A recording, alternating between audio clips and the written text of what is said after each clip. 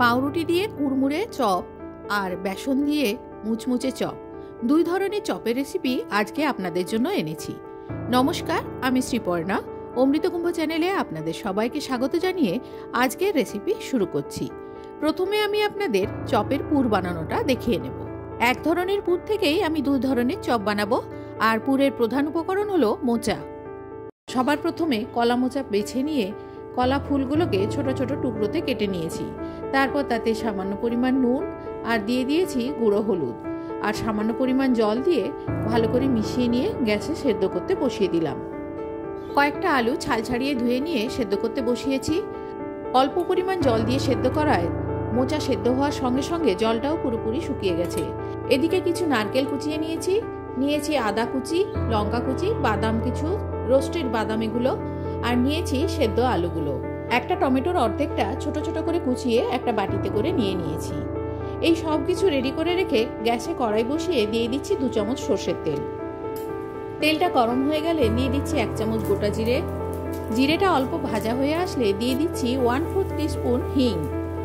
কড়াইতে হিং দেওয়ার সময় গ্যাসের ফ্লেমটা লো রাখতে হবে। সামান্য নাড়াচাড়া করলে হিং থেকে সুন্দর একটা গন্ধ বের হবে। তখন দিয়ে দিচ্ছি এর মধ্যে আদা কুচি। নাড়াচাড়া করে আদা কুচিটা ভেজে নিয়ে দিয়ে দিচ্ছি এর মধ্যে নারকেল কুচি।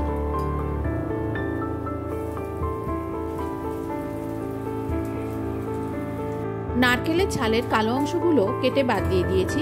তারপর এরকম ছোট ছোট করে কুচিয়ে নিয়েছি। কুচনো নারকেলগুলো তেলের মধ্যে নাড়াচাড়া করে ভেজে নিয়ে 2 মিনিট পরে দিয়ে দিচ্ছি টমেটো কুচি। নাড়াচাড়া করে টমেটোগুলো একটু ভেজে নিলাম। তারপর দিয়ে দিচ্ছি এর মধ্যে স্বাদ অনুযায়ী নুন, দিয়ে দিচ্ছি গুঁড়ো হলুদ। নুন আর হলুদটা মিশিয়ে নিয়ে টমেটো গলে যাওয়া পর্যন্ত রান্না করে নিচ্ছি। এরপর একে একে দিয়ে দিচ্ছি ভেজে রাখা বাদাম আর কাঁচা লঙ্কা কুচি। কারো ইচ্ছে হলে ধনেপাতা কুচি ব্যবহার করতে পারেন। সেদ্ধ করে রাখা সমস্ত মোচাগুলো দিয়ে দিলাম। হাত দিয়ে রাফলি স্ম্যাশ করে সেদ্ধ করে রাখা আলুগুলো দিয়ে দিলাম। এবারে এক এক করে দিচ্ছি 1 চামচ জিরে গুঁড়ো, 2 চামচ ধনে গুঁড়ো, আর 1 চামচ একটা স্পেশাল মশলা গুঁড়ো, যেটার লিঙ্ক আমি ডেসক্রিপশন বক্সে দিয়ে রাখবো।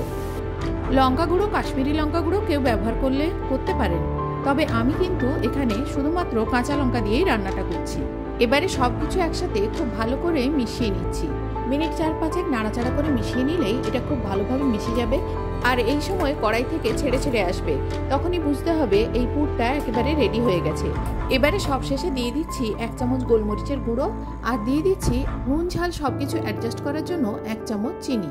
গোলমরিচের গুঁড়ো আর চিনিটা ভালো করে মিশিয়ে নিয়ে নামিয়ে নিচ্ছি প্লেটের মধ্যে। এখান থেকে অল্প করে পোষা নিয়ে চপ বানিয়ে নেব। ওপরের কোটিং বানানোর জন্য আমি কয়েকটা পাউরুটি নিয়েছি। পাউরুটির ধারগুলো আগে কেটে নিচ্ছি। এক এক করে সমস্ত পাউরুটির ধারগুলো কেটে নিয়েছি, আর কাটার জন্য আমি কাঁচি ব্যবহার করছি। সব পাউরুটির ধারগুলো কেটে নিয়ে একটা পাত্রে অল্প পরিমাণ জল নিয়ে নিয়েছি। এই জলের মধ্যে একটা করে পাউরুটি নিয়ে একটু ডুবিয়ে 2 হাতে তালুর মধ্যে খুব ভালো করে চেপে জলটা বের করে একটা পাতলা শীট তৈরি করে নিলাম।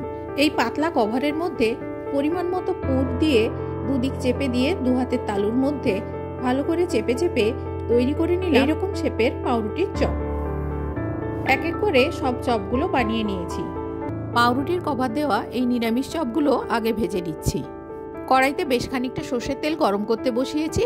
আমি এখানে চপগুলো সর্ষের তেলেই ভাজবো। আপনারা যে কোনো তেল ব্যবহার করতে পারেন। তেলটা খুব ভালো মতো গরম হলে এক এক করে চপগুলো ছেড়ে দিচ্ছি। এক পাশ ভাজা হয়ে গেলে উল্টে দিচ্ছি। উল্টে পাল্টে চপগুলো ভালো করে ভেজে নিয়ে তুলে রাখছি। পাউরুটির এই চপগুলো ভীষণই কুড়মুড়ে হয়। পাউরুটির কভার দেওয়া চপগুলো ভেজে নেওয়ার পরে বেসনের কভার দেওয়া চপ আমি বানাবো। বেসনের চপ গড়ে নিয়ে যে পাত্রে রাখবো, সেই পাত্রটায় প্রথমে কিছুটা গুঁড়ো বেসন ছড়িয়ে নিলাম। হাতের তালুতে খুব সামান্য পরিমাণ তেল ঘষে নিলাম। পুর থেকে অল্প পরিমাণ পুর নিয়ে হাত দিয়ে গোল করে পাকিয়ে 2 হাতের তালুর মধ্যে দিয়ে চ্যাপটা করে গড়ে নিলাম চপের আকারে। চ্যাপটাকৃতি চপের পুর গুঁড়ো বেসনের উপর রেখে দিলাম। ভিডিওতে দেখানোর জন্য 4টে চপ বানাচ্ছি, তাই 4টে চপের পুর গুঁড়ো বেসনের ওপর রেখে ওপর থেকেও কিছুটা গুঁড়ো বেসন ছড়িয়ে রেখে দিলাম। আর বেসনের ব্যাটার তৈরির জন্য নিয়েছি সামান্য পরিমাণ বেসন। 4টে চপের জন্য যেটুকু বেসন লাগবে আমি সেইটুকু বেসনেই দেখাচ্ছি। দিয়ে দিলাম পরিমাণ মতো নুন, গুঁড়ো হলুদ, আর 2 হাতে তালুর মধ্যে একটু জোয়ান ঘষে দিয়ে দিলাম। দিয়ে দিচ্ছি সামান্য কালো জিরে, জিরে, ধনে, মৌরি, শুকনো লঙ্কার একটা ভাজা মশলা দিয়ে দিলাম।